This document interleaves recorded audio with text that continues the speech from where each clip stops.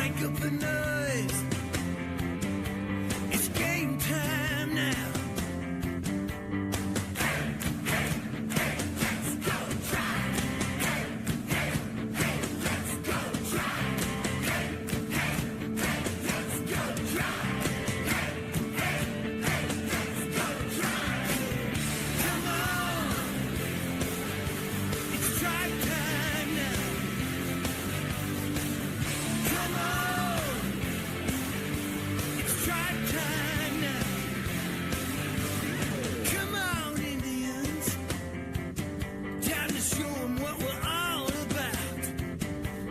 Turn up the volume.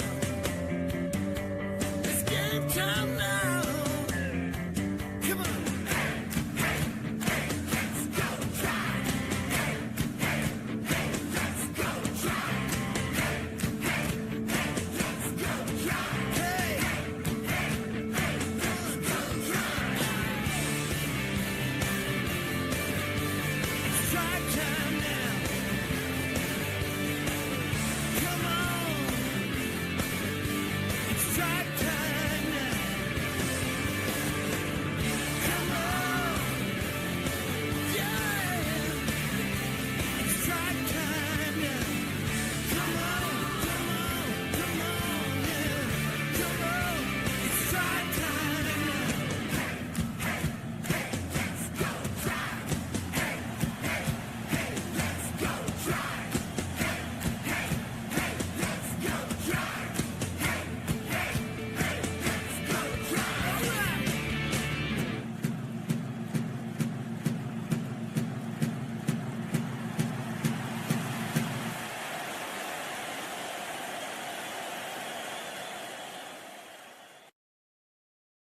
Welcome back, Guardsmaniacs. It is Gary Fair and Logan Bruce, and we are here with Guardsmania episode 3. And man, we are in week 3 here for the Cleveland Guardians. And man, what a season it's been so far, huh? Yeah, I honestly don't really know how to feel. I think we can probably take a step back and say it's kind of exactly what we thought it would be. We're on a little bit of a skid here, but overall, I mean, I think we're half a game or a game back in the division, still one of the top teams in the AL. Can't really do too much complaining. Yeah, for sure, man. It's so far so good. This past week, we lost our first couple series. So as of last show, we hadn't lost a full series. And since then we've lost every series in the past week. But here we are. Here we are. But we are winning 2-0 right now against. We are back at home. Got some good home cooking against the Orioles. Valera just had a bloop single here, so we're getting something started here in the bottom of the 4th. And so far, surprisingly, it hasn't been the offense which has been the issue for the Guardians. Right. Yeah, it's kind of how it's always been, man. Like timely hitting. Like what is it? Martinez has started to heat up a little bit. Jose he hit, like you said, the 2-run bomb already today. The offense is doing enough to win ball games. Yeah, so far it's been so good. So the Guardians right now, they're 10-9. So that's one game above 500, which you obviously want to be more than one game above 500, but you're only 19-20 games into the season. So but right you're staying above 500 right now. The Guardians are looking good right now. We got something started, 1 out in the bottom of the 4th, got a man on first. So, if we can keep this going right now, we have our ace. We're going to talk about this a little later. Who is the ace of this staff? But right now, I'm already going to tell you who my vote is. We got Parker Messick on the mound. And so far, man, he has been just dynamite. Yeah. So that it's a weird, and I'm trying to switch over to the pitching stats I had up here. So at the start of the year, obviously, like the easiest way to tell kind of who has or what the coaching staff, who they feel is like their number one guy is obviously that opening day starter. Outside of like any spring training issues, like if a guy doesn't get the rest he needs. But for the most part, your day one opening day starter is the guy that you can probably safely say that first week at least he's our ace. I think Bybee overall like is great to have here in Cleveland. And like nothing negative. Like I don't know, he's just has been inconsistent is what you can say about him, I guess. There's been flashes last year, the year before, like he'll get 8 to 11 strikeouts in a game and goes 7-8 innings deep. Like he has the potential. He has the stuff to really be that ace, but I would agree with you. There you go. You have him up here. So yeah, I mean, then it's such even when I had the hitting stats up, like again, this is so early on in the season, everything looks better and everything looks worse. Like there's nobody on our team that's hitting 300 right now except for Austin Hedges, but it's such a small sample size. Yeah, for sure. I mean, Austin Hedges looks like Mike Trout right now. Yeah. And I honestly, even in a single game, I'm not sure that I've ever seen Austin Hedges in any sort of sample size, look like this. So, good for Austin Hedges. He supposedly found something in his swing at the end of last year. And, with the way Bo Naylor is hitting, man, the way Bo Naylor is hitting, if Austin Hedges is hitting like this, you got to find a way to find some more bats for him. And I guess I never thought I would say that, not about Bo Naylor, but about Austin Hedges. I never thought I would try and find at bats for him, but we got to. It looks like we got to find some at bats for Austin Hedges here if he keeps hitting like this. Yeah, it's tough because it's like, and I feel like we run into this a lot, and we'll get back to the pitching this discussion here in a second, but like specifically with the catchers, that actually feeds right into the pitching discussion. Is there's a the hitting or any position on the field, like fielding comes into play, but there's like just a totally different thing between a pitcher and a catcher. Like maybe Hedges just like his veteran status could even help the pitchers more. Who knows? But I'm just looking here, and Bo in the last 7 games has 2 hits. Hedges again, like he's only had a few at bats. I mean, I think he's only played 2 games, and Bo has played 4. So if we're looking here, Bo Naylor is hitting 158 right now. Yeah. He's starting to heat up. Last 7 days, he's hitting 222. Yeah. I mean, fire. Yeah. Yeah, that's a problem. Yeah. You can't have, especially, I mean, Bo Naylor, if you have a guy that, if you're a catcher and you're hitting like this, you have to be making a difference with your glove. That's why Austin Hedges has been able to be, stay in the majors for the last 10 years. Austin Hedges has never been able to hit, but he makes a difference with his glove. And it's not even necessarily throwing guys out, although he does have a good arm. It's, look at the ERA when he's behind the plate. When he is behind the plate, he turns guys into aces. As much as, we want to talk about the pitching coaches and all the pitching development that we've had here, how much of that really is Austin Hedges? And I don't, I don't know how it is Austin Hedges, but for some reason, when he is behind there calling the game, these pitchers are these guys, turn from, middle of the road to top end starters. A lot of these guys, even this year, are the best games, these pitchers are having for the Guardians are the times when Austin Hedges is catching. So, Bo Naylor, if he's going to hit like this, he's, got to pick something up from Austin Hedges, or I don't think his stay in the majors career wise is really going to be around much longer. Yeah. And it's tough because he was another one of those like highly touted prospects, somewhat maybe because his brother was already in the league. They also have another younger brother, like they're a baseball family. But I remember Naylor he was one that we were all looking forward to getting called up because he was just, again, like everyone was saying, like this dude's legit. And he's also had flashes of it. I think he hit a double yesterday or the day before. Like when he hits some gappers, like you can see it in his swing. Like he has a beautiful swing. It's a very long swing though too. So we talked about Chase DeLauder on the first episode. Bo's swing's kind of the exact opposite of that, where it's like a long methodical swing, but when he gets a hold of it, he does. But he's not a coach out there on the field necessarily like Hedges is. That's why Hedges was like, we all joked about it, but he was our big offseason signing, was like, because Dolan didn't do anything. But we signed we signed a World Series champion. Yeah, right. But it's the best way to say it. He's like another coach out there. And that used to be kind of the or like a archetype for what a great catcher would be.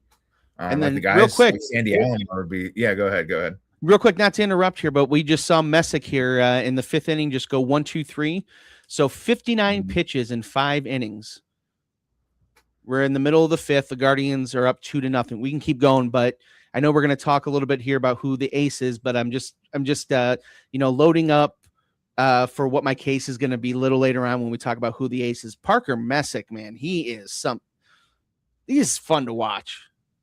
Yeah, I think we'll summarize or quickly like just end with the catcher stuff. Like Bo, yeah, he needs to do something because it's like it's 2 or 3 years now where we're kind of just waiting for him to blossom. Mm-hmm. He knows what he's got to do, so it's time to do it. Yeah, for sure. And especially with you got a guy like David Fry there, who I know he's had the shoulder issues. So I don't know that you necessarily can have a guy like David Fry behind the plate every single day. But you have other options out there, and Bo Naylor, he's not a Gold Glover. So you have not anybody, but anybody could probably, there. When I say anybody, I mean, not anybody off the street, but anybody as far as major leaguers, that are catchers can hit 170. I was just about to say the same thing. And play average defense. Yeah, that's right. Yeah, and I mean, we're rooting for him, obviously, and he shows, again, it's another guy that shows signs, like some of those doubles he hits, and it's stupid, but the game I was at last Monday, like the dude pulled the foul ball, and he just, like, he crushed it, and it's like, all right, well, those need to go fair. And if when those start going fair, then maybe, we'll be in a better spot. So I don't know. Sure. But yeah, to your point with so we were, the reason we brought up to the listeners, the pitching thing is just, I saw something on Instagram a couple days ago, and it was like, they were asking who the actual ace was of the Guards. So I think the results are there for Messick. Like, it's very easy to say him. My initial feeling would be Gavin Williams. One, because he liked the reel that I posted singing the Chase the Lauder song.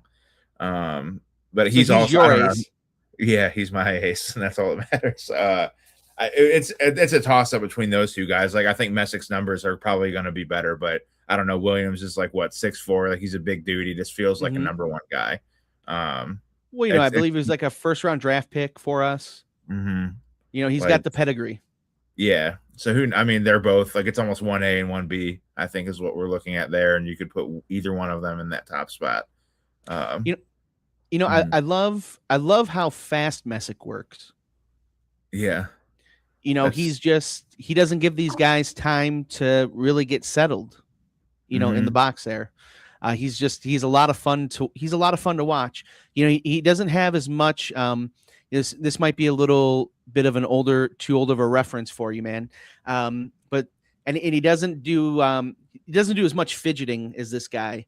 But there was a guy that used to pitch for the Expos in the 90s his name was Carlos Perez.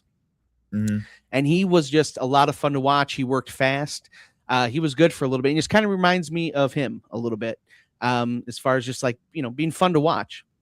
Yeah. And there's so Gavin's probably the exact opposite of that. Like, that's where he's like the big workhorse guy, and he's, got the relatively slow wind up, which throws hitters off of their rhythm as well. But yeah, that's the one thing I like about Messick is it's, like, he doesn't mess around. Like, he gives those guys no time to get comfortable. And with the stuff he's got, he throws one of those sliders away, and the guy swings and misses at it, and is beating himself up. And while he's beating himself up, the next pitch is already on its way. Yeah, for sure. And out of a young guy, you like to see that, like, where he's not taking long walks around the mound and thinking about his last pitch. Like, he's just back, no matter what the pitch was, he's back on the mound, forgot about it, and is getting ready for the next one. Yeah, for sure, man. Yeah, it's like CC Sabathia and Fausto Carmona, or Roberto Hernandez, whatever you want to call him. There was a year or two there where they were both just dominant. For sure. And, it was crazy because, Fausto Carmona, man, you thought that you had this really young pitcher, and then you found out he was like 52. Yeah. So you got him at the end of his prime instead of at the beginning of his prime. Yeah. And then, I saw him when he was pitching out of the bullpen. I was at a game, I think he was with maybe Tampa Bay, and of course, we had to heckle him a little bit call him Fausto, and those Yeah. bullpen guys did not like that. And don't call him that. Come on, it's Fausto, man. He's Yeah. Fausto to me. He's He the will one that always did be it. Fausto Yeah. to me.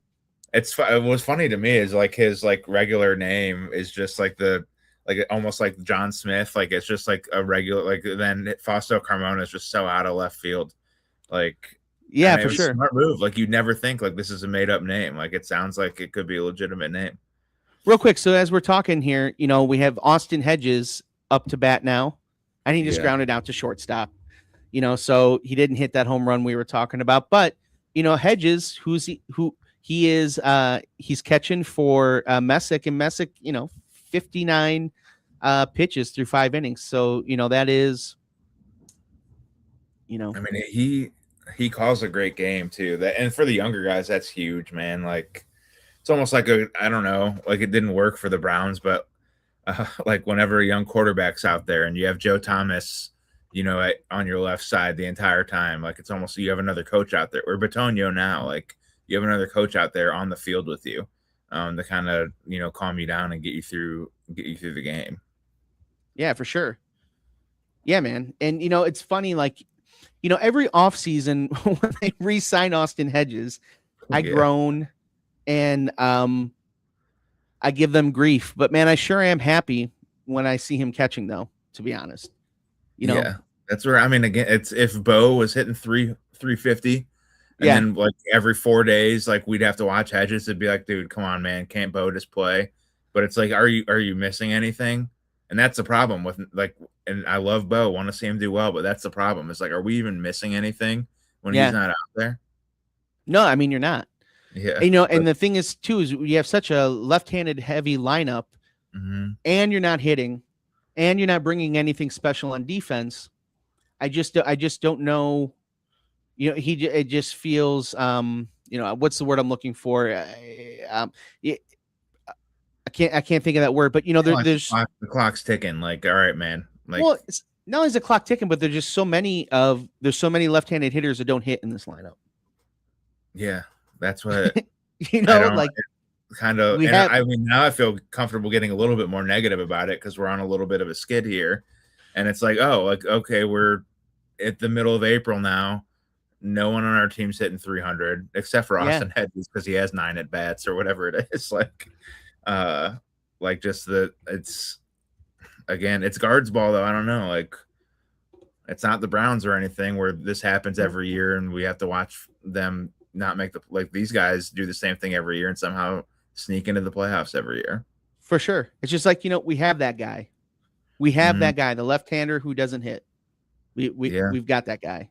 Yeah. We got 3 of them every day in the lineup, Yeah. But we got, Valera. I love, Valera's up now. Looks like we'll see. You see what he actually has, he definitely he hits all the time in AAA. Just a guy that hasn't been healthy. Yeah. So we have never been able to, to see him. So, we can get that shot. Speaking of AAA, there's a guy down there that we've been looking at every week, and he is starting to get hot. And here he is. He is Travis Bazanna, our number 1 overall pick from 2024. And if you look at this, that OPS jumped about 200 points in like the last week, I'd say 100, 200 points, somewhere around that. Watching last week's show and heard you call him a bust. Yeah, I think he did. Yeah. And Stephen Kwan just hit and he's safe. Stephen Kwan with an RBI single drives in Rocchio. We are up 3-0 in the 5th, unless it gets challenged here. But I think he heard me call him a bust. And here we are. He is starting to hit. He hasn't hit any home runs.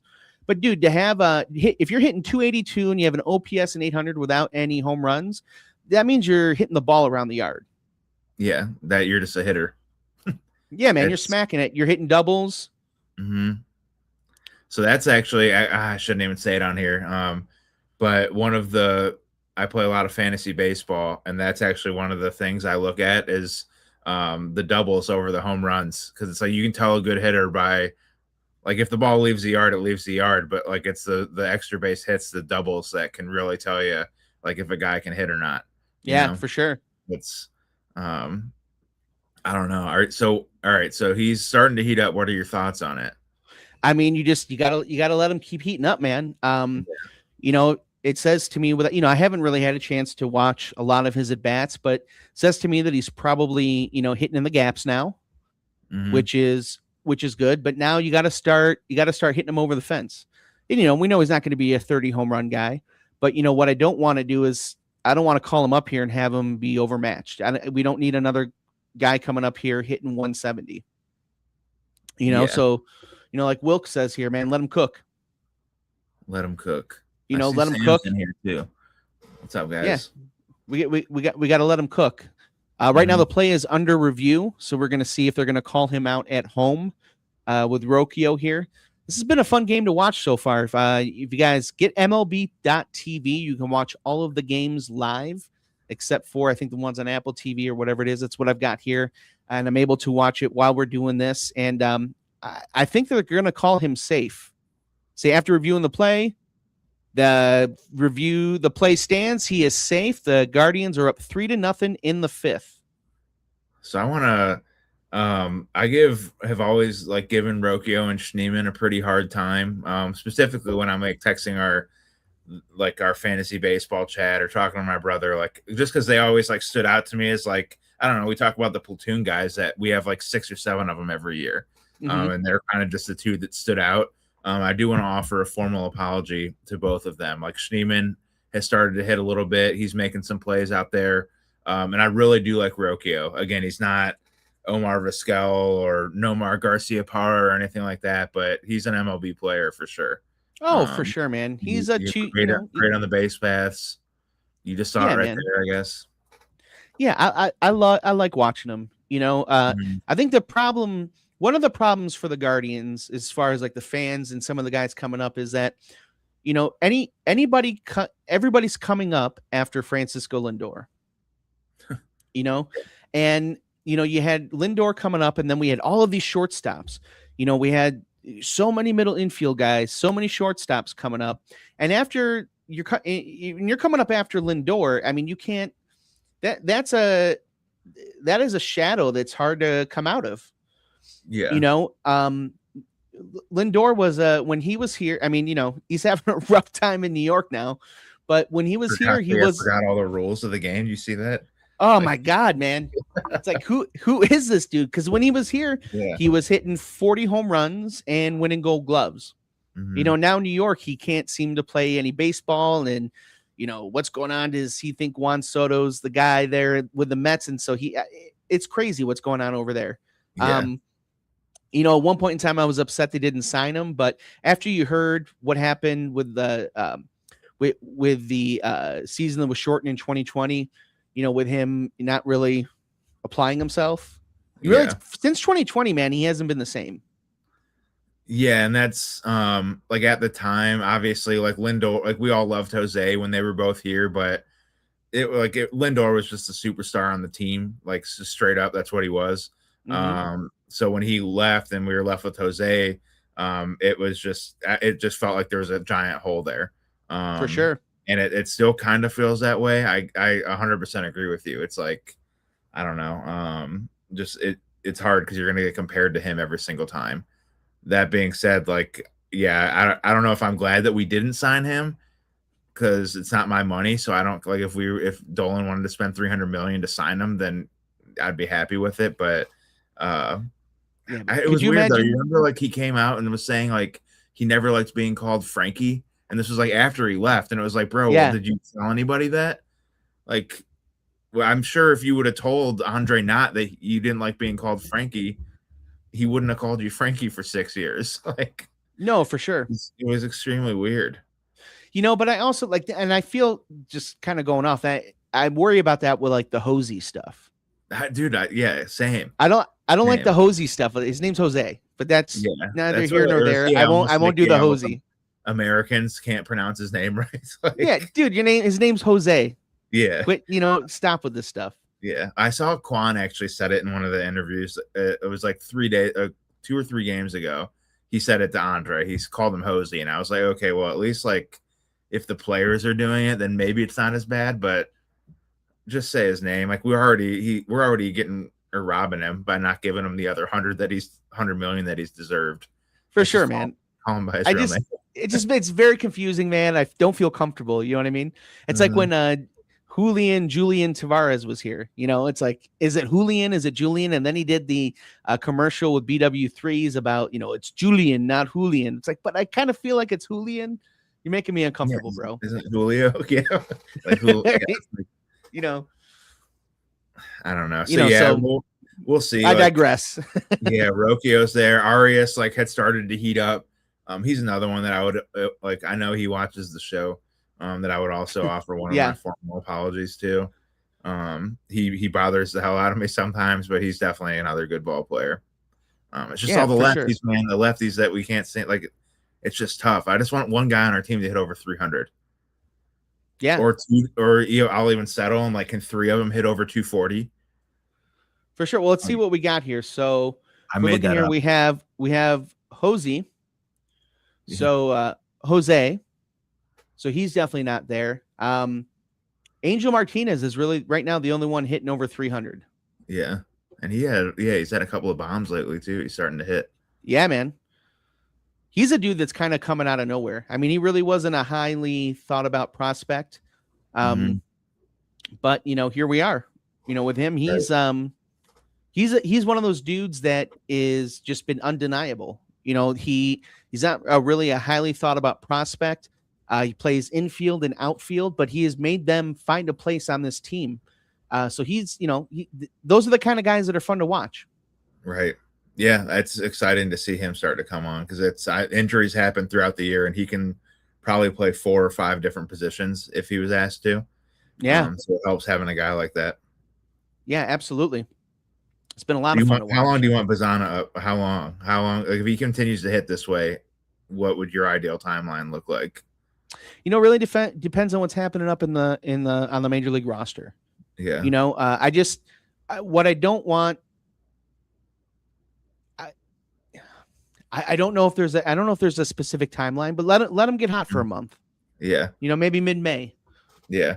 You know, let him get hot for a month. You know, let's see if he can do it over a period of time. And, you know, then you start talking about bringing him up. Yeah. But, you know, Juan Brito just is not doing it for me. Yeah. And he's another, like, I don't know if has he had an MLB stint before? I should know this, but I don't. I believe he came up last year with us. Yeah. Let me take a look here. It's tough because while you're doing that, I guess I'll rant about it. Like, he's another, like, you know, it's not the Browns, like, where it's like kind of relatively easy just to boo for the team and the guys on the team just because it's the Browns, which we don't do, by the way. We also support the Browns, but there's just a different vibe around the Guardians. Yeah, go ahead. Real quick, not trying to interrupt you there, but so this is, you know, his first time up is this year. Okay. But I'm going to, whether it is your first time up, I'm going to show you something here. So this is where really I'm having a hard time with him. Yeah. So we're 10-9 now, right? And this is one of those losses is because of this. This is the other night in St. Louis. Sorry, guys, it's a little choppy. I don't know if Sam or Mike are still in here. I think with Sam's, even with his bad hand, he could have caught that and thrown the guy out. But did you play base? You played baseball. You played in college, right? Yeah. When you're fielding a ball in the infield or in the outfield, you're fielding a ground ball. What are you supposed to do to it? The exact, I mean, not field it off.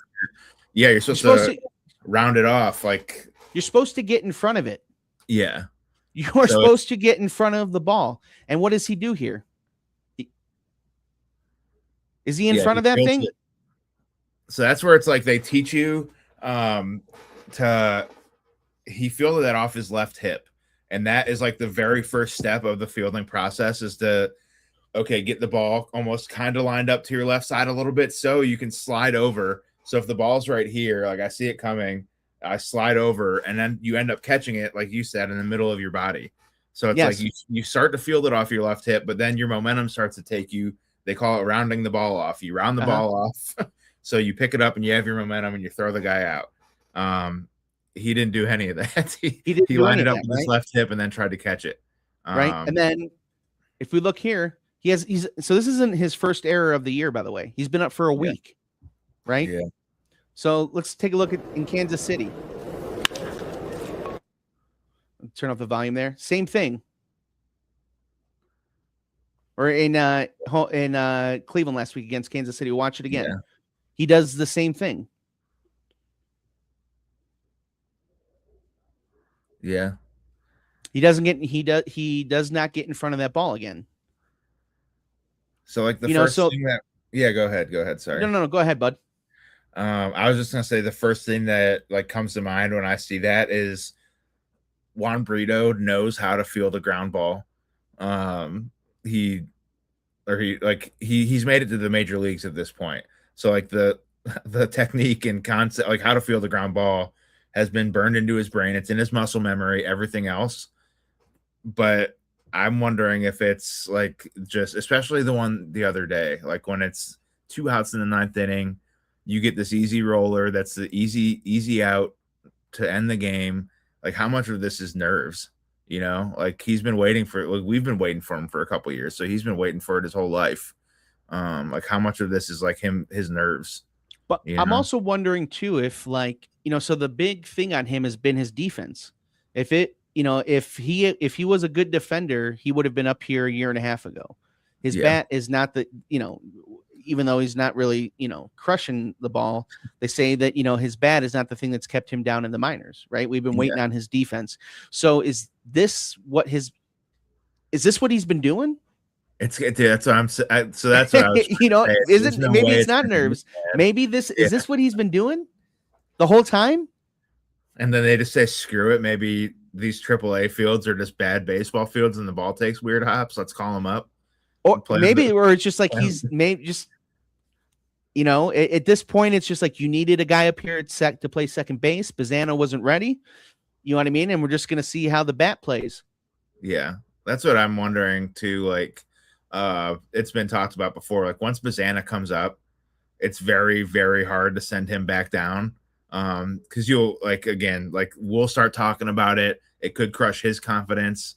I'm wondering like if Brito, and this could be totally wrong, but like if this like you just said has been happening the whole time, but they just said, well, we're not calling Bazanna up yet. So it's like, let's give Brito 3 or 4 weeks, see what he does.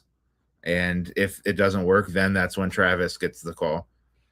And you'd like to see him capitalize on it, but man, like that one the other day pissed me off. It's like, come on, dude. Like in high school, they'll bench you in high school for doing that.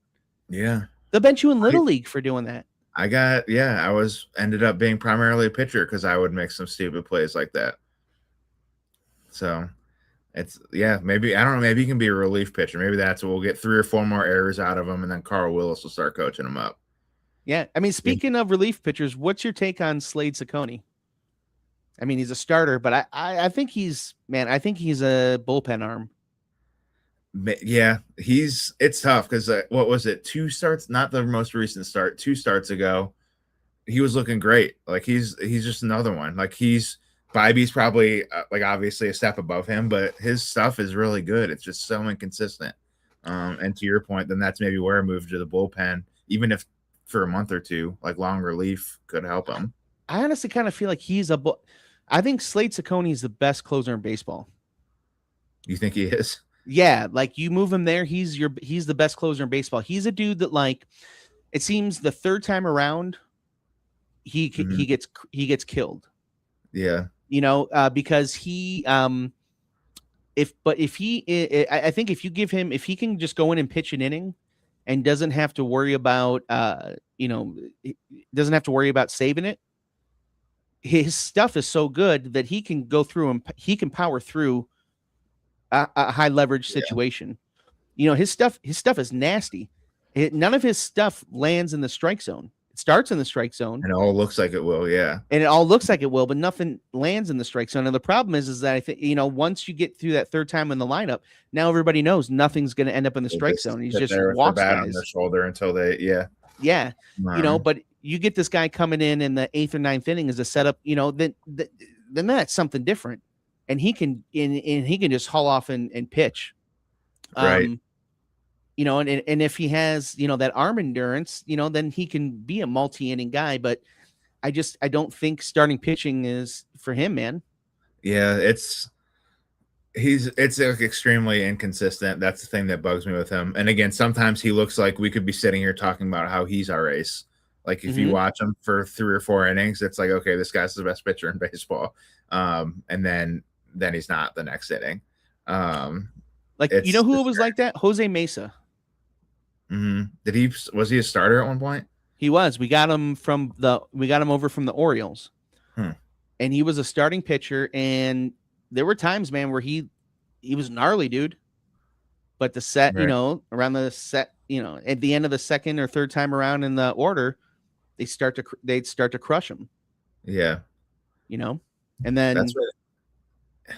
Damn, I didn't know that about Mesa. Man, could you think like the guy that, I mean, he had great years, but how much different his life would be if they would have just kept him as a starter, like with what he's had to endure since, because of his move to the bullpen and what happened here in Cleveland. Like Jose Mesa? Yeah, I'm just like, it's like crazy. I was just thinking about that. Like the dude's life had been hell for a little while. Oh, for sure. All the crap people gave him. And all he needed to do was just get a couple more outs as a starting pitcher, and they probably would have kept him there. Yeah, I mean, but you know what, dude, he also had some incredible years here, and he had a long major league career because of the bullpen. Dude, Mariano Rivera was a starter who got murdered, then he found his cutter. There's Dennis Eckersley. Mm-hmm. Yeah, I remember I've seen that. He was an Indian. Mariano, yeah, I know. But that's not how we remember him. No. Yeah. He's one of the best ever for a different team. Yeah, for the A's, and the Guards are up 4-0. 4-0? 4-0. Ramirez just scored. Ramirez has a couple hits. Valera just has an RBI single. Manzardo has a hit. We have thank you very much, Eric Green. So Jose Mesa was 10-12 with a 492 and 33 starts in his final year as a starter. Well, Smoltzy, that's another good call.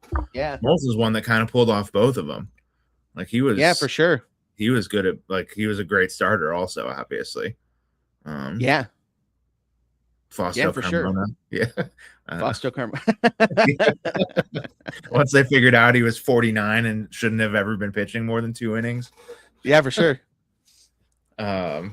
I'm trying to think here. So let's we're up 4-0. I'll take a step back with the Slade thing just real quick. That would be like, I think it's a solid idea. Smoltz was on the Braves with like Glavine and those other guys. Yep. But that would be like, I'd be interested to see if somebody like a starter would be open to that, or if Slade would be open to it. That's a whole other thing to take into consideration is like, would he be open to it? And like I mentioned on the first episode, like it is just a totally different mindset. You almost have to be crazy enough to be a setup man or a closer. Like it's like almost aggressive. Like you have like your energy is just all so much built up. It's way different than being a starter. Where you're like right now, he's warming up 2 hours before the game. And like walking around with his headphones in and stretching and all that other stuff. 95 Braves starting 5. There we go. Let's see if anybody can name the 95 Braves starting 5. We don't talk about the 95 Braves here. Yeah, I know. That was 5. Man, that was a team. That was a team, though, dude. Yeah, I know. That was a team. But dude, that bullpen too that they had there was unbelievable. Mark Wohlers is their closer. Mm-hmm. He ended up here at the end of the 90s and just, wasn't the Mark Wohlers that they had there. But of course, we end up in Cleveland. We ended up with a lot of the Braves closers towards the end. We had Mark Wohlers here. We had John Rocker. That dude was a trip. And he continues to be, even like he's been canceled for years now, but it's like That he said something like very racist and like that dude sucks. Small Yeah, for Splatter, sure. Maddox, Avery. See if anybody else can.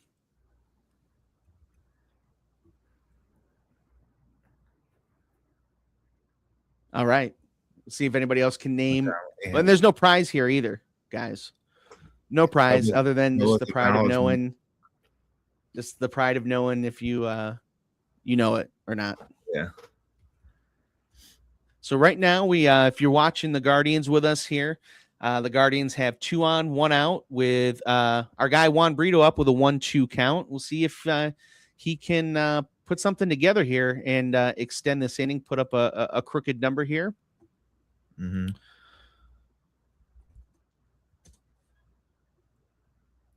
Yeah, Mike, we mentioned John Rocker. He was in the bullpen, not one of the starters. The other guy was Kent Merker, left-hander, who also ended up with the Indians. We ended up, I believe Avery, did Avery end up with the Indians too at the end of his career? I know Merker was with the Indians there in the end of the 90s. I thought Steve Avery ended up with us too. Greg Maddux would have ended up here. Where he was at the Padres at the end of his career? Is that where at the Dodgers and the Cubs? Cubs, that's right. Yeah. So he came up with the Cubs, then went to Braves, and then back to the Cubs, and I think Dodgers right there at the end. Okay. I don't know why I was thinking of the Padres. He was nasty, man. Yeah. He was nasty. Randy Johnson. That's what they're probably exact opposite pitchers, but both two of the greatest. Oh, for sure. Randy Johnson was always trying to hit Kenny Lofton, man. Was he? Yeah, man. He was dirty. I hated Randy Johnson. He's a photographer now. I don't know if you've seen him, and I think Griffey is too a little bit. Kevin Millwood, wow. Yeah, so but Millwood wasn't on the 95 Braves though. Yeah, but I think Millwood was here in 05. So Millwood, yeah. But Millwood was the guy that showed that the Indians could turn around pitchers. Mm-hmm. So he came back here in 05 and showed that Carl Willis actually was Carl Willis's first reclamation project. And after they turned him around, that's when pitchers started coming here. Yeah. And I think it's when we returned around Steve Carsey again or something like that. And that Kevin Millwood was you don't have the Guardians that you have right now with the pitching staff if Willis doesn't do that with Millwood 20 years ago. So, I can't believe he's been here for so long. I can believe it, but that's a very long time for a guy to stay. Well, he was gone for a long time.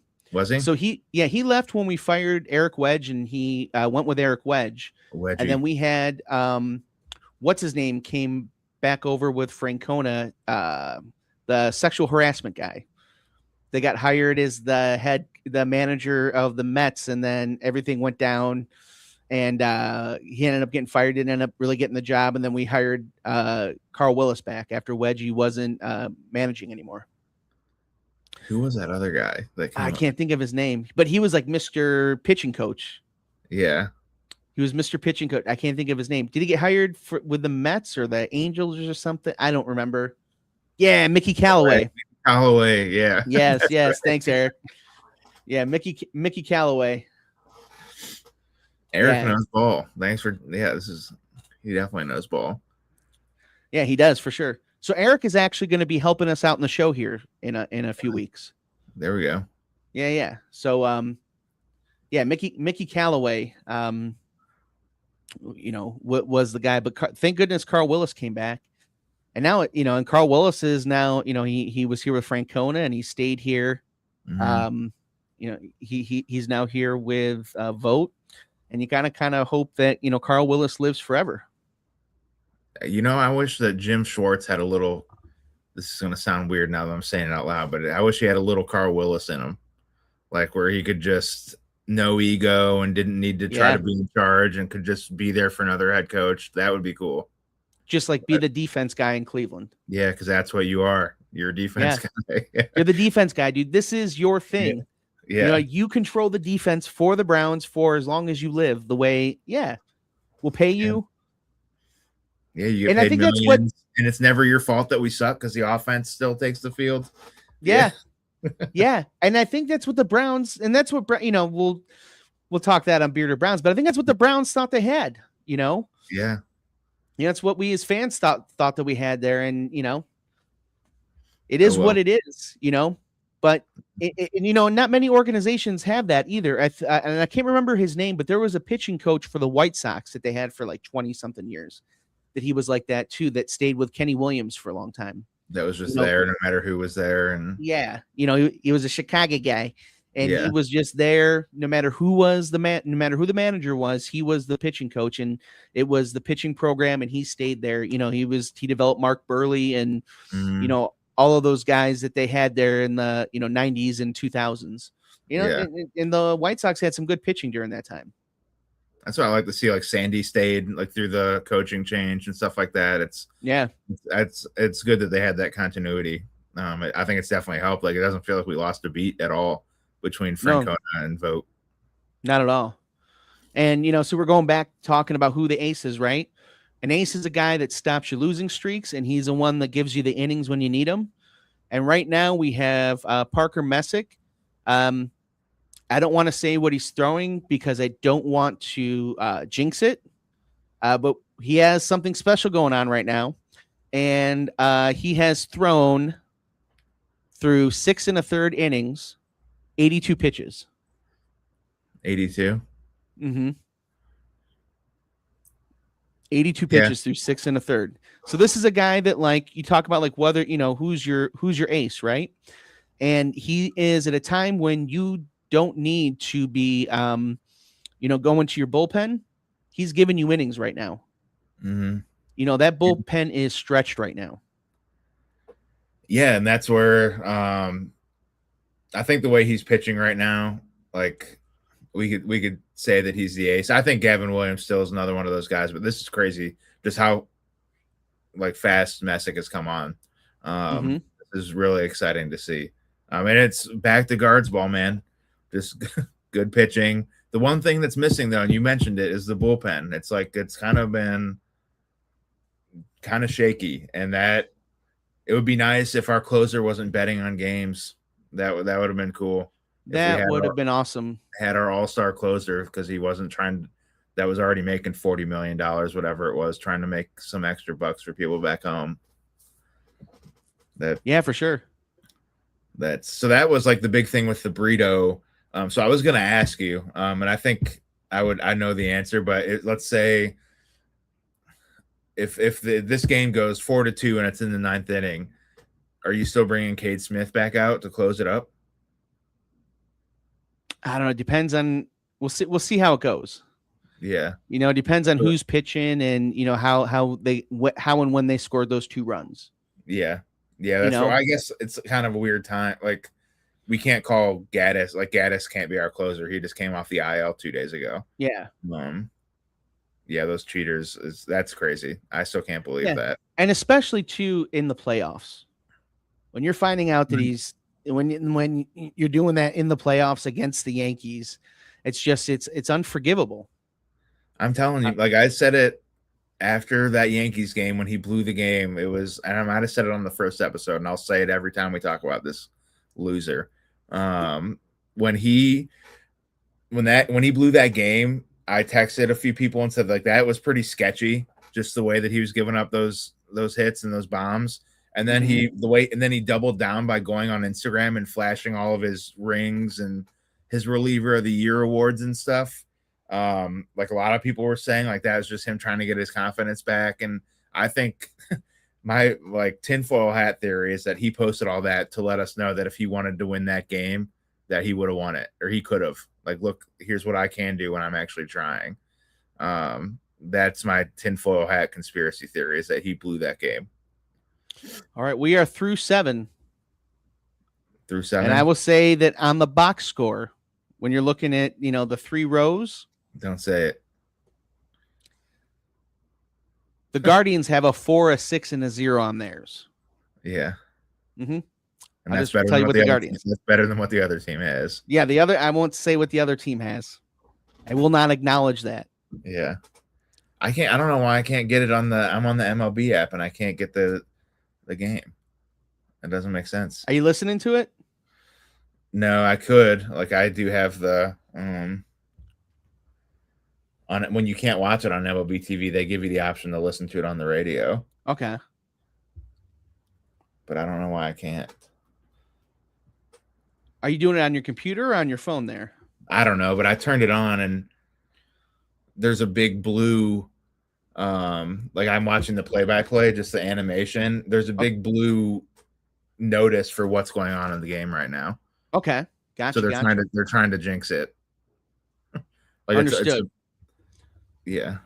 That's crazy. Why would they do that? They have it on the screen in the broadcast. See, that kind of, I don't know how you feel about it, Eric. That makes me mad. Like, it's like, I'm glad that they're opening that. Like, the game is getting more views, and it's actually been doing great. Like, I think the viewership this year is up all around. But this is one of those things that you don't need to put up on the screen. Like, it's kind of an unwritten thing of baseball, which is why Gary hasn't said it out loud yet. Oh, for sure. Yeah, they keep putting that up there, and I don't want to see it. They put it up there, so it's like people scrolling by will say, "Oh, wait, maybe I'll stop and watch this game." And then they get more advertising dollars. Nope. Like, yeah, but I'm not seeing it. I'm not saying it. You know, in fact, I hope there's nobody sitting next to him in the dugout. You know, there's some rules that you need to live by when this sort of thing happens. Nobody talks to him. Nobody talks to him. You know, we got Brian Rocchio coming up to bat. You know, we need a couple, and you know, and going back, I'd like to see Rocchio, you know, put some stuff together here too. Mm-hmm. You know, I want to see him. I want to see him stick around. Yeah, that's right. Again, like he was one I was super like. I was gonna say super hard on. Like very, like very critical of is a better way to say it. And I was completely wrong. Like I would like him, even if he's not like an everyday starter. He's definitely a major league ball player. I mean, he can be though. You know, he's upper echelon defense. If he can hit 260, you know, give you an OPS around 700, man, he's your everyday shortstop. 260, he'd be our second best hitter then. Probably. Yeah. Probably. I mean, he's hitting 220 right now with 2 home runs. You know, so he's very far off from where I'm wanting him to be. You know, but. You know, he can still get there. I still think he's a guy that can hit 260. Yeah. That's what's weird about usually these guys, just the way baseball is played in general has shifted. The pitchers trying to get as much velocity as they can and spin rates and all that. Like the game's just more powerful. That's why guys are swinging. Like you'll have the guys hitting 40 or 50 home runs and hitting 230 and the teams are fine with that. But we have the guys hitting 220 or 230 and they have 11 home runs every year. It's like, I don't know. Like we're not even hitting for average. That's it's just weird about the whole situation. It's like, there's no way, this is going to be a crazy take. And I think I've kind of said something like this before, but there's no way that you can't tell me that baseball wasn't better when there were steroids. I'm sorry, man. Again, I grew up like, so that was like, again, I mentioned like when I fell in love with baseball, it's like in the 90s when I was like a 10, 11-year-old kid. Like you were already out partying and smoking weed and everything. Or not, we're live right now.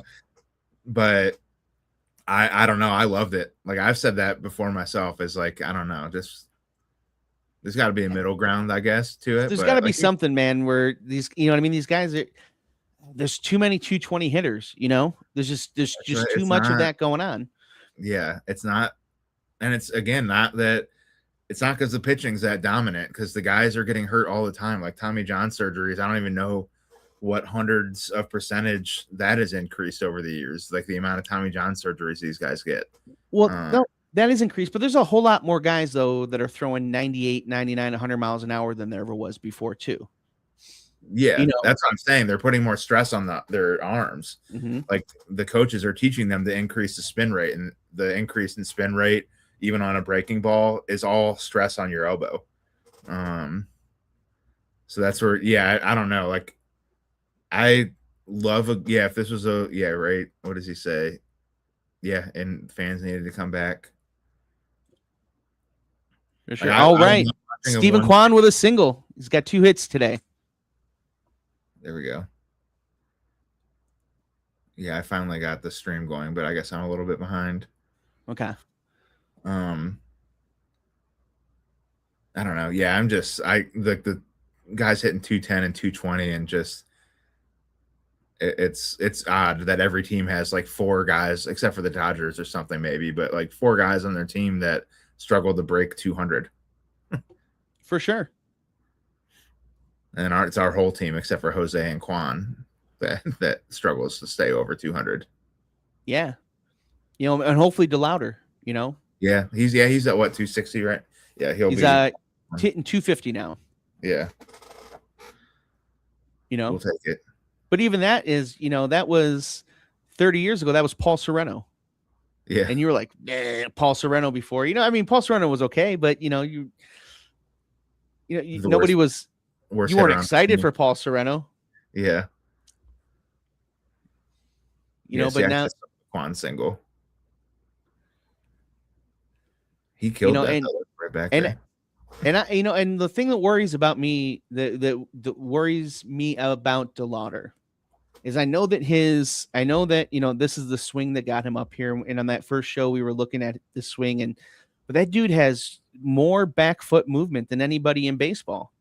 Yeah. And I'm just wondering if like maybe that's the reason for all his lower body injuries. Yeah. And if that at some point is not going to be exploited. Are they going to figure out a way to exploit that and run him out of the league in 2-3 years? Somebody's got to teach Carl Willis how to start coaching hitting then, so we stop that from happening. Yeah, no, that's a good point. Like they don't watch film, like they don't study film in the minor leagues like they do in the major leagues. Right. So I just saw a swing here, and there was a lot less movement than we saw at the very, very beginning of the year. Mm-hmm. But there it's definitely a lot of movement there on those swings, and it just we gotta figure out a way to get that a little lower. So as you see here, we got the schedule coming up here. We got 3 at home against the Orioles, the home stand here, or 4 against the Orioles, and then we have the Astros coming here, and then we go away into Toronto, and then 3 more at home against the Rays. So that's kind of weird, leaving the country for 3 games, or on a little mini road trip for 3 games and right back. Yeah, for sure. So it's not an easy schedule, but it's not an easy schedule. Orioles are a good team, Astros are a good team. You got the American League champions there, and then the Rays. So. Mm-hmm. The Guardians definitely, this first month of the season is not, been, it's not been an easy schedule for them. So, we see them coming out of here, over 500 in a month where they usually have their issues. I'm going to be very happy I'm happy with what I'm seeing so far for the most part. Yeah. I don't even think like after those first few series that we had, like if we would have predicted what was going to happen, nobody would have predicted we won all 3 of those series, nor would we have predicted that we would have lost the last 2 either. But I think, if we can stay 500 or better through that first month, that's huge. Yeah, for sure. Jose with another hit. So Jose is on fire. So he started off slow, but man, he is just raking right now. Jose seems to do this. He goes through these little slumps where he's hitting like 090, and then he hits 450 for the next 2 months. Yeah. If he keeps doing this stuff, there's gotta be an MVP trophy in his closet here one of these days coming up soon.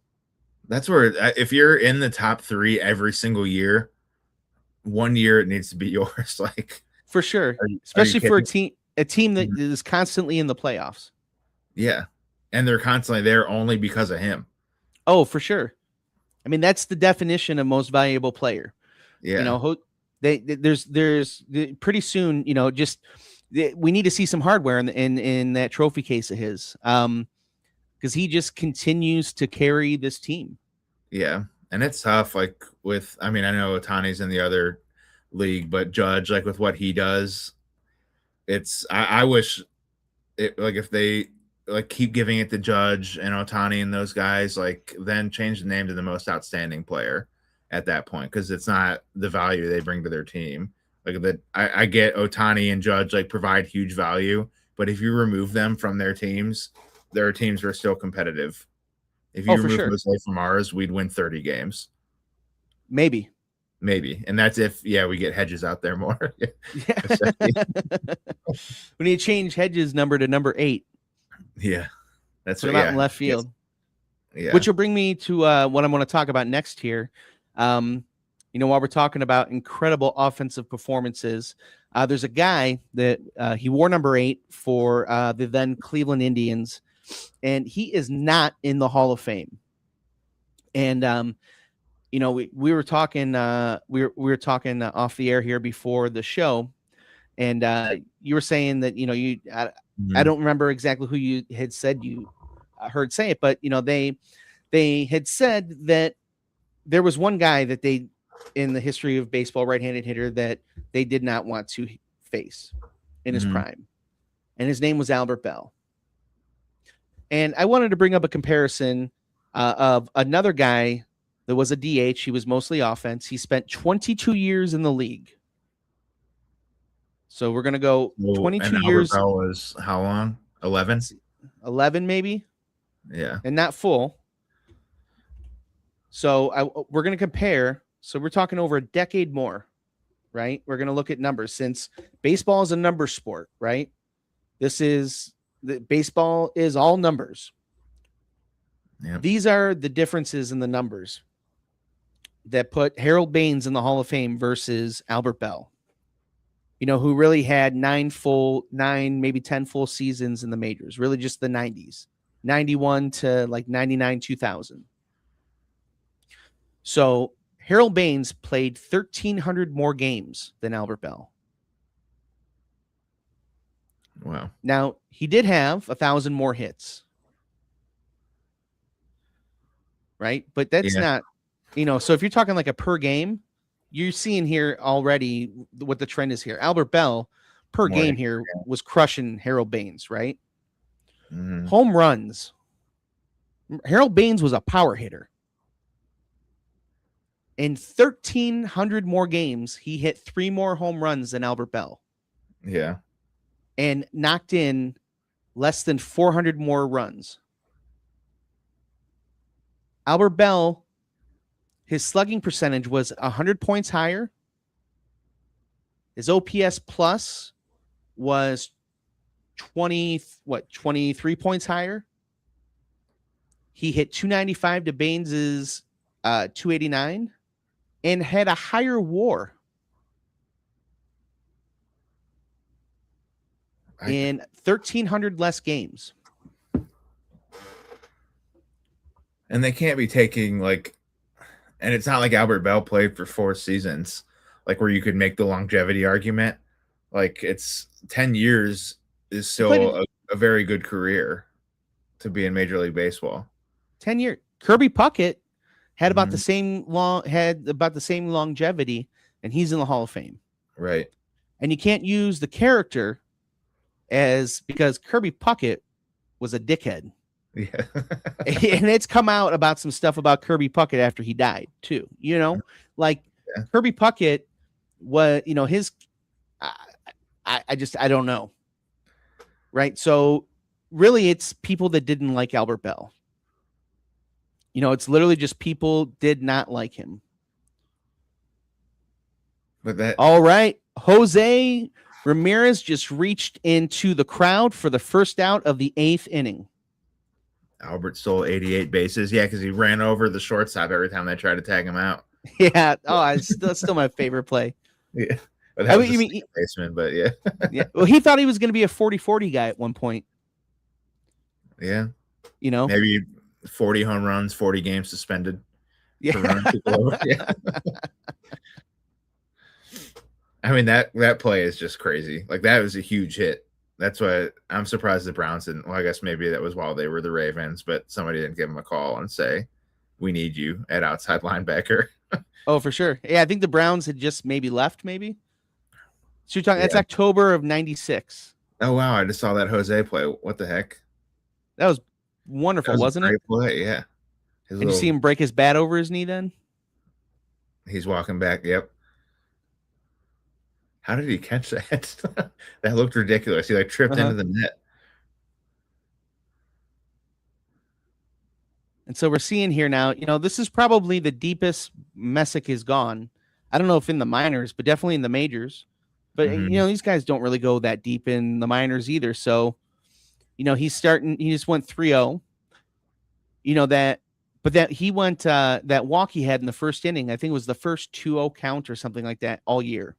Yeah.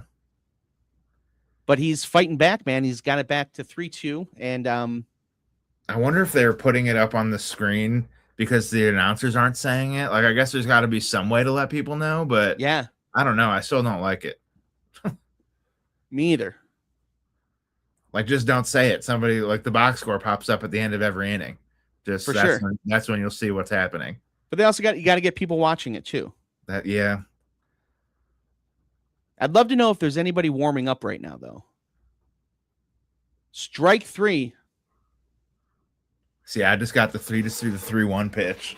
Am I ruining this here for you, Logan? No, I don't care. Okay. I don't want to call it out too soon for you, but this is looking pretty good. Now, this is going to be one of those things. If this happens, I don't want to, we're not jinxing it here, but they say there was like 350 people in the stadium the last time this happened, but 45,000 people say they were there. Yeah.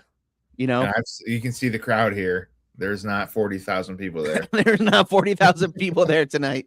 Yeah. There's all of a sudden a lot more people sitting behind home plate now than there was at the beginning of the game, though. Yeah. So people have definitely moved down. So I was at the game where they did, like, Jose set the record for games played. And they moved everybody behind the dugout. So when all the pictures and videos were happening of Jose accepting his reward, it looked busier than what it was. Really? Yeah. So if you see those pictures, it was fake.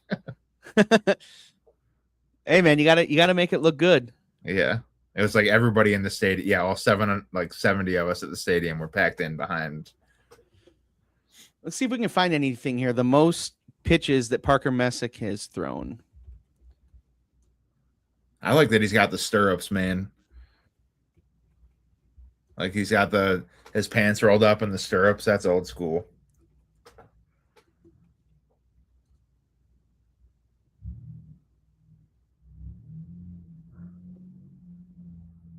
So the most he's thrown so far this year is 90.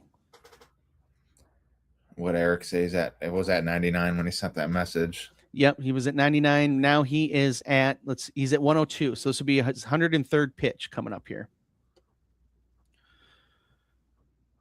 So it'll be interesting, if the Guardians let him come out for the 9th. That would be some 2026 MLB shit right there.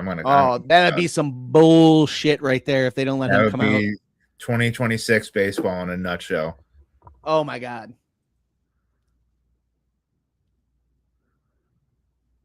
We'll see here. So yeah, go ahead. No, go ahead, buddy. We're waiting for pitch 104 here. Okay. I was just gonna say I feel like an old head already when I say it, but I remember like dudes going deep, like they'd throw 110, 120 pitches every other time they went out there. Oh, for sure. But they also weren't throwing 99 miles an hour again, either. Back to the spin rates that you can't throw 120 pitches when you're throwing at 105%. For sure. But you're in the 8th inning. This is your 106th pitch, and you're still throwing 96 miles an hour. But it looks like he's starting to lose the strike zone here a little bit. Yeah, which is understandable. All right, boys, we are going into the 9th inning here. Usually the show we don't take it this long, but I'm not leaving. No, yeah. Yeah, I'm not leaving here. I have some work stuff to do, and I just might have to lose my job over this. It doesn't matter. Yeah, we are not leaving here. We are 4-0 in the middle of the 8th. This is wild, guys. Middle of the 8th. Guardians baseball. I'm starting to get goosebumps a little bit here, Logan. There's it showing your boy Slade. Tell him to get his ass out into the bullpen.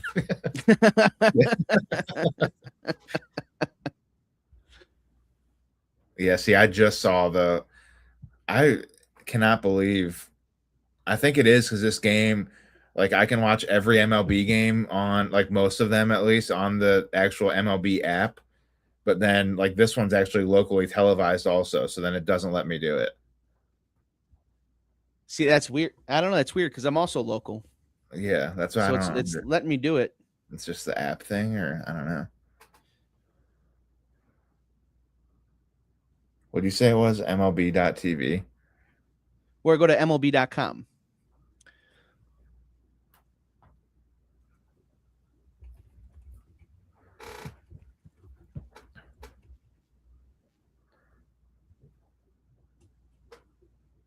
This has been awesome. Just to like happen to come upon this, as we're doing this show. This might be something we might have to do this now every game because baseball's superstitious. Yeah. Sorry, honey, about our marriage and our jobs and everything else. But if this is what it takes, I'm willing to do it. I mean, we don't have to worry about the offense if this happens every game. No, for sure. Absolutely. Bowie can go out there and keep hitting 180. Yeah, for sure. So now we got the Guards coming up in the bottom of the 8th and just, maybe put a couple more insurance runs here. We got Valera is up again. And man, he's looked good, man. He's a guy that we've been waiting for a lot of years to come up here. And it just for one reason or another, we just haven't been able to see him because of injuries. But, now he's out in right field. He's 4 for 9 for the season so far. He has a couple RBIs. He's we're finally getting to see him, and he looks like a major leaguer. And that's helpful too, especially like you mentioned, DeLauder's injury history. Schneeman's another one that can be out there, but we have Martinez. There's 4 or 5 guys that can like rotate in that outfield. Oh, so for sure. DeLauder doesn't need to be out there and right every day. He can DH like he is today sometimes. Yeah, DeLauder's your DH, man. He might. I don't know, man. I think he's eventually going to be at first base. Yeah, he kind of has that vibe. Like, just, I don't know, he's like big and kind of lumbers around. Like, I mean, you mentioned Richie Sexton is kind of still the good comparison.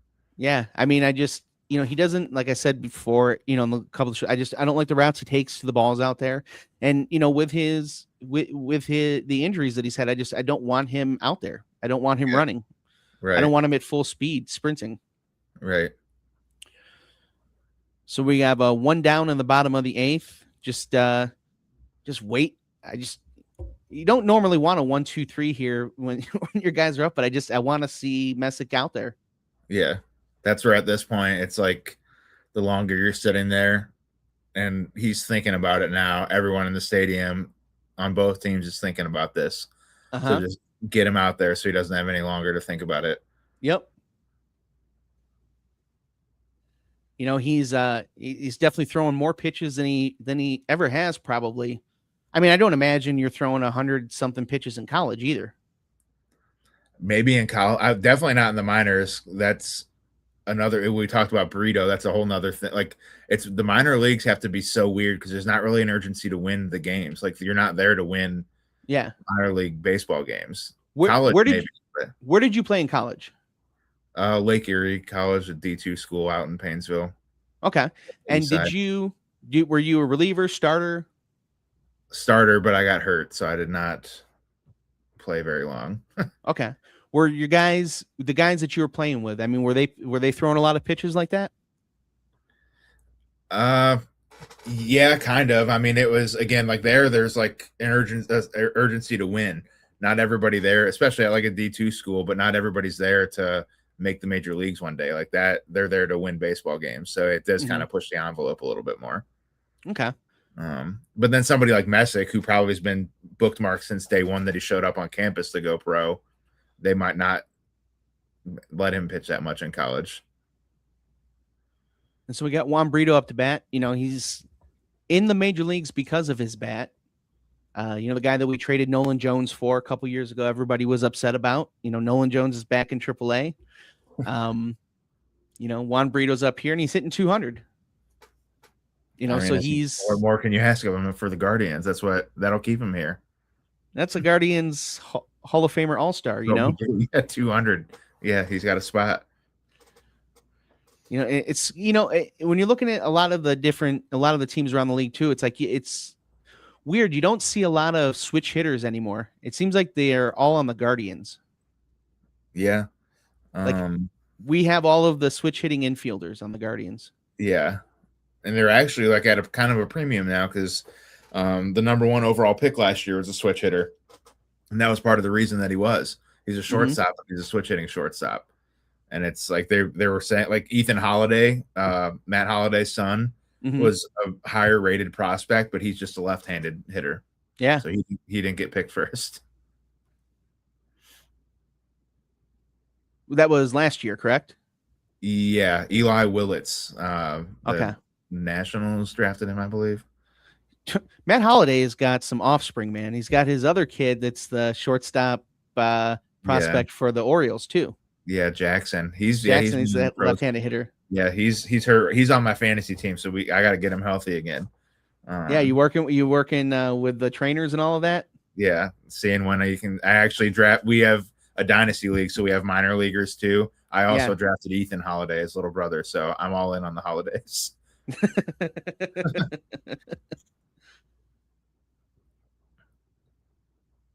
And Juan Brito. So in talking about like Juan Brito, just like we just want to get Messick back out there, right? So what does Juan Brito do? I'm still behind. Does he get a hit here? This is when he's working the count though, dude. It's 3-2. He just fouled a ball off. You know what I mean? He's working the count now. Yeah. And now he's pulling the ball down. It's a foul. He's working the count though, dude. Come on. Yeah, what an asshole. Yeah. What are you trying to get a hit? What a jerk. Yeah. This guy can't win. Yeah, he blew the game a couple of games ago, and now we need him to strike out so we can get this moving. And then he walked. What a jerk. That doesn't help. What a jerk this guy is. Yeah. And now if this thing that we're saying that we're not acknowledging doesn't happen, it's his fault. Yeah. It'll be two things he blew. Yeah. Yeah, it'll be two Guardsmaniacs out there, man. That'll be two things. And now it's a pit now coming out to a mound visit. They're gonna switch pitchers. Dude, they're gonna make his arm cold. Yeah, dude. This is all on Brito. Just strike out like you usually do. Yeah. Dude, he was swinging at pitches at his shoelaces. And then you walk. Come on, dude. Juan Brito. Fantasy baseball? Yeah, man, I'm down. Yeah, I'm in I have like a regular fantasy league that redrafts every year, but then we have a pretty intense one where I have like a full minor league system that we've been drafting guys in for 2 years now, like 15 or 16 minor leaguers. All right, so the Guardians are at a commercial break here while they're it's got the pitching. That's great. This is as annoying as this is. It's also why I love baseball. It's like the guy did throw 40 pitches, so that might be part of the reason he's coming out, but also it's in like you go out there to keep that starting pitcher in the dugout a little longer. Oh, for sure. It's a little bit of gamesmanship. Yeah. Yeah, it's definitely some gamesmanship in there. I do miss. I understand for like the pace of the game, why they made that change where you have to like have the pitch against a certain amount of guys. You can't. Yeah. You have to face 3 batters or whatever. Yeah, dude, but I do kind of miss the left-hander coming in for one guy and then the right-hander coming in for one guy and left. Hargrove coming out. Yeah, or Francona coming out for one guy. Yeah, that's all the stuff, and like some people disagree with me when we talk about it, but that's the stuff I hate is like did we need to modernize the game that much? Like, are you really not watching baseball because this like Andrew Miller only threw to one batter? Like Yeah. there's I if just it's I don't know. what you just needed to do was just, limit the commercial breaks. Yeah. You have a certain amount of commercial breaks, and then because that's really what was killing it was you had to have a 5-minute commercial break in between each one of those. Yeah. These It's I guys don't know. can come in and warm up and be in the. I want to see the game grow like again, like the viewership and everything's up this year, which is awesome, but I don't know. It's like I worry like along the way, like they'll lose those of us that have like loved the game for. Hey, sorry about that. I removed you instead of the other thing. Go ahead. They'll lose. You said they're Uh, going to lose those of us that love the game, and then I removed you. oh, I lost you. that's all I was saying. It's just Yeah. like with all these changes, like the ABS and all that hasn't made me not want to watch baseball or anything, but it's like just because like the new generation's attention span's so short, like Mm-hmm. our game has to get changed. But I don't know. I like the ABS. Yeah, I like it too. I like the pitch clock. I like some of that stuff. I Mhm. think it's made it. I don't know. I think it's made it more fun. Yeah, You know, I was against ABS at first, but I love it now that it's here. It's like I think I think the umpires. I don't know if you've seen it, but it feels like their strike zones are also a little bit better. Like mhm. like they're calling a tighter strike zone because they're not as like how individualistic it used to be. Like where this guy would always call pitches low and away, and he was known for it. Oh, Like for sure. now you can't do that shit because they're going to call you out. They're going to challenge it. Yeah, if you had ABS, but if there was ABS in 1995, this Dude, Albert stadium would be Bell sold out right now. The Yeah, stadium would be sold out right now because the Indians would have had a World Series chip in 95. yeah.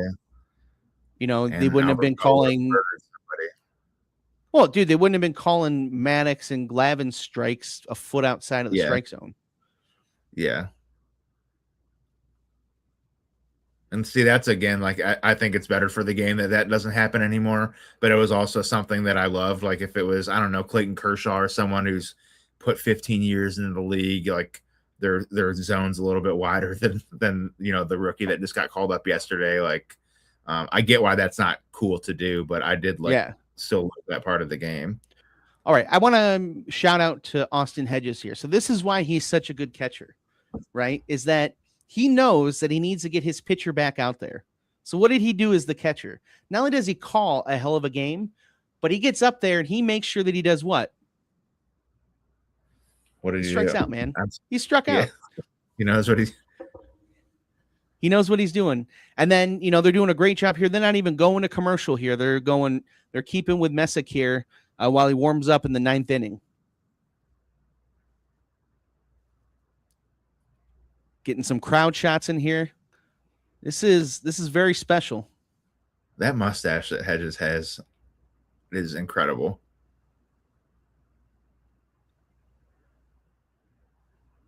And then Messick looks like he couldn't grow that if he tried to for 3 years.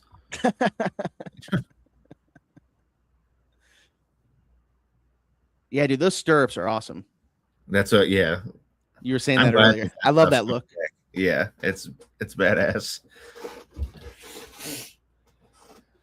All right, we are going into the top of the 9th. He's at 106 pitches. See, and this is weird too, man. I think we would do it because we have the podcast and everything, but like everyone's just sitting there on their phones, like taking pictures and videos. Like, take a step back and enjoy what might be happening here. Yeah, for sure. Yeah, for sure. I mean, it's not like you're not going to be able to watch this on, the internet afterwards. Yeah. I mean, I know, I guess you watch your own video of it, but yeah, that's what you go. Yeah, like I don't know. Even if we posted it, like from 600 feet away, here's what Parker Messick looked like warming up. Like, yeah, no one's gonna care about that. oh, I'm behind. Did it happen? He lost it. Juan fucking Brito.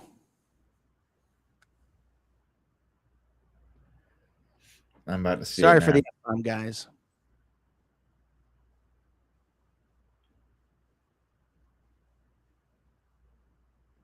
I mean, still, dude, a hell of an outing, especially Oh on the my day God, that we're yeah. talking about who the ace is. I think you were right. Messick, he's your ace, man.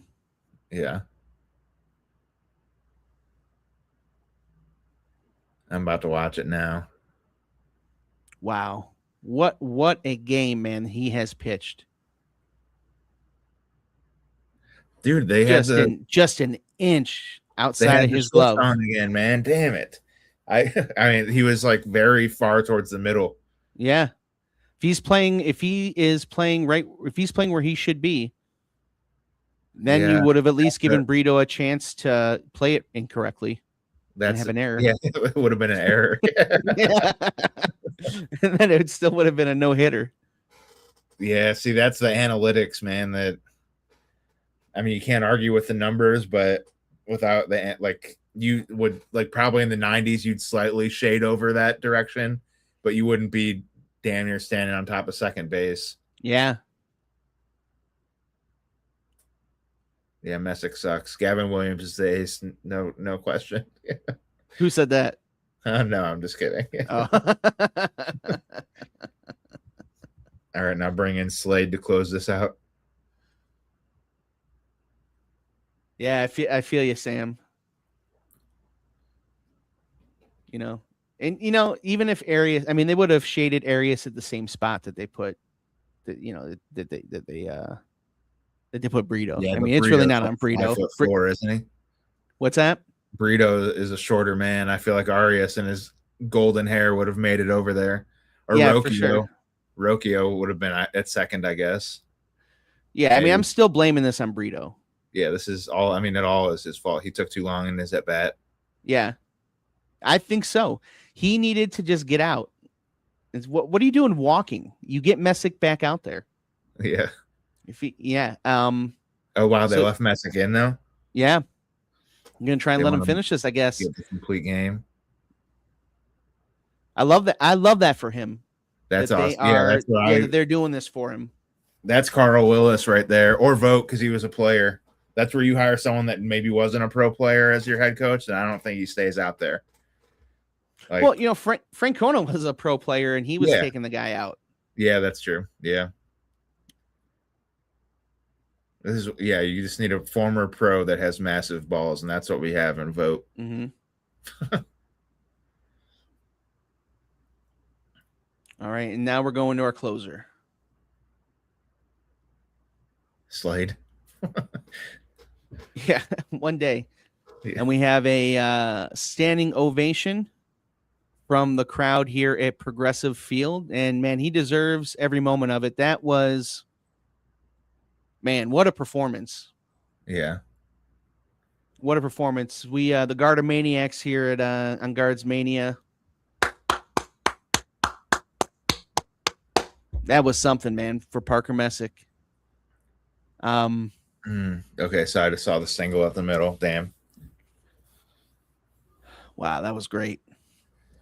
Well, man, what a game. Awesome. Well, now we got to see if they're one swing away from getting right back in it. Or one ground ball to Brito away from the bases being loaded. Yeah, for sure. Oy vey. Well, Logan, man. I think I'm gonna go eat some dinner here and watch the rest of this game here. Yeah, same. It's been a pleasure. You guys, thank you very much for joining us. We will see you guys next week. And, if we have time, we'll try and, do a live here or there throughout the week and watch some Guards baseball with you. All right. And go Guards. Go Guards. If you want to, if people want to check you out, where can they find you, Logan? Logan Bruce Music on all platforms. All right.